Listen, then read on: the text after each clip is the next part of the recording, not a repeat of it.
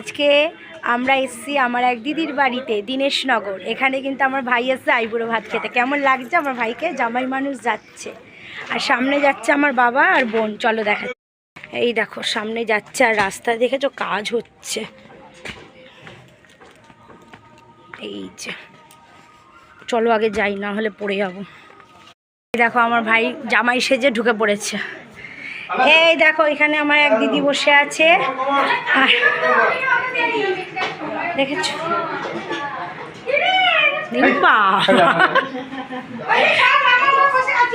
এই দেখো এইটা একটার দিদি। এই যে এই দিদির বাড়িতে আজকে আমরা এসেছি, ভালো করে দেখতে পাচ্ছ? এখানে আসো। এই যে এই দিদি বাড়িতে আজকে আমার ভাই আইবুড়ো ভাত খেতে এসেছে। চলো আমরা তাহলে কি কি খাই, কি কি করি তোমাদের সবটাই দেখাবো। এই দেখো আমার ভাই কিন্তু বসে পড়েছে খেতে। এখানে কি কি আছে তোমাদেরকে একটু দেখিয়ে দিয়ে, দেখো অনেক রকমের পঞ্চব্যঞ্জন রান্না করেছে কিন্তু আমার দিদি, জানো তো?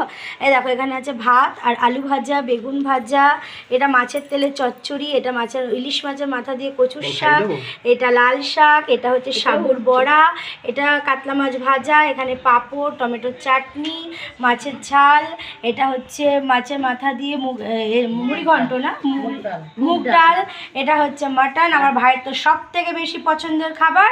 আর এই যে বাড়াচ্ছে, এটা দেখতে পাচ্ছ? আর তার সাথে কিন্তু আছে পায়েস, আর এতগুলো মিষ্টিও খাবে কিনা আমি জানি না, আমরা আছি আশেপাশে। আর তার সাথে আছে এক ভাঁড় দই। এই যে এগুলো দেখে নিচ্ছ, এই যে এরপরে খাওয়াবো এনাকে, ঠিক আছে? এগুলো যা বাজবে সব খাইয়ে দেবো। কেমন লাগলো কিন্তু অবশ্যই জানিও।